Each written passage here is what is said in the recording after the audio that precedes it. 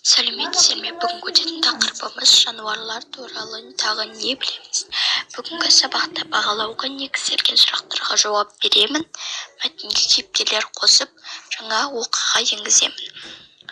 Сипатта бірінші тапсырмада Ыбырай Алтынсариннің жаман жолдас мысал әңгімесі және Маша мен Аю ертегісіндегі аюлардың мінез құлқын сипатта.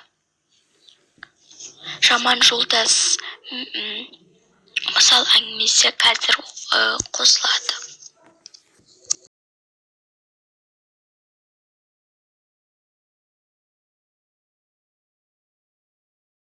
Ахмет мерген. Ахмет ақсақал ертеңгі шайын ішіп отыр еді. Омарташы Оспан кіріп келді. Өңінде абыржу бар. «Иә, Оспанжан, ертелетіп неғып жүрсің?» деді ахаң. «Аға, өте қиын жағдай болып тұр.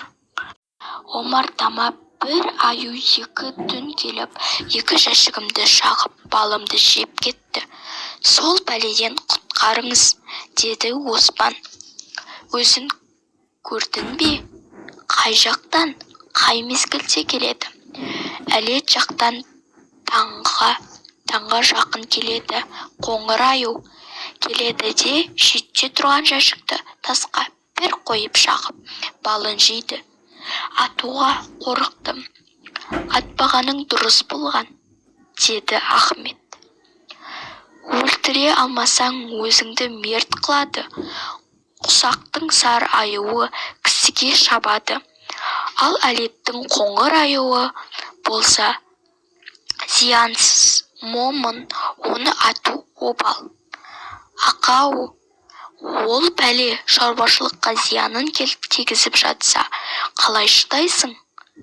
«Өлтірмеу керек», деді ахаң. «Сол маңайға келмейтіндей етіп қатты қорқыту керек. Олай болса, сол маймақты өзіңіз бір жөнге салып беріңізші». «Жарайды». Сол күні кешке таман ахаң омартаға келді. Аюдың омартаға келетін жолын, бал жеген жерін, суға сүңгитін орнын қарап шықты. Мұнан кейін ұзындығы 4-5 құлаштай жіңішке кендір жіпті балауызбен ысқылап алды да жүріп келе жатқан аюдың мойнына ілінерліктей етіп тұзақ құрды. Жіптің екінші ұшына үлкен дөңбек байлады. Қуанектеніп, таң бозара бастағанда үйдің төбесінде күзете отырған ахаң мен Оспанның құлағына сыбдыр шалынды. «Осы келе жатқан күткен қонағымыз болар», деді ахаң. Сыбдыр анық естіле бастады. Бір кезде салдыр-гүлдір дыбыс шықты. Шықты да аюдың ақырған дауысы естілді. «Тұзаққа ілінді», деді ахаң. Ызаланған аю секіріп барып, соңынан қалмай жүрген дөңбек томарды құшақтай алып, лақтырып жіберді. Ауыр дөңбек мойнындағы тұзақты жула тартып, аюдың өзін қалпақтай ұшырды. Аю атып тұрып дөңбекке өшіге ұмтылып, тағы да лақтырды. Өзі де мұрттай ұшты. Аюдың ісіне Оспанның ішек сілесі қатты. Аю қатты ақырды, дөңбекті тырналады да құшақтай көтеріліп алып талтаңдай жөнелді. Дөңбектің суға тасты пәледен құтылмақ болып барады, деді ахаң. Құсақ өзенінің бұл тастағы ағыны қатты, жағасы тік. Аю дөңбекті суға атып жібергенде өзі де бірге құлап түсті.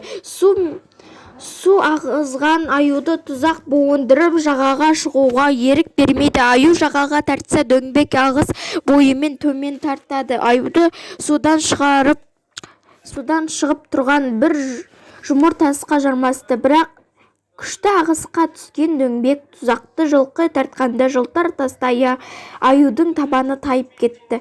Бір тасқа тиіп, тағы жармасты. Төрттағанда тастың өр жағасында тырмысып тұр. Ағын жұлқыған дөңбек аюдың мойнына қалғындыра тартады. Дүгір сетте түскен мылтық дауысы төңіректі селт еткізеді. Домбыраның ішегінде керіліп тұрған арқанға оқ қиып өтті. Дөңбек көбікке көміліп ағып кете барды. Мылтықтың дауысын шошыған аю абайлаудан босанысымен арғы жаққа шықты да қорбаңдап қаша жөнелді. Соңына қарап тұрған Ахаң қатты қорыққан шығар. Енді сенің омартаңның маңайын баса қоймас. Егер тағы тентектік жасаса, осылай үркітіп жібер, деп күлді. Бұл кезде Тарбағатай тауының бір қырқасының алтын шұғыласынан шашқан күн де көтеріліп келе жатты. Әлет дегеніміз жер атауы, дөңбек дегеніміз жуан ағаштың кесіндісі, құланектену дегеніміз таң ата бастау деген. Үшінші тапсырмада Ахмет қоңыр аюды неге атқызбады? Ахметтің мергендігі оқиғаның қай сәт білгенге маржан. Балауыз дегеніміз араның безінен бөлінетін зат. Адамдар ежелден оны шырақ жасауға қолданған.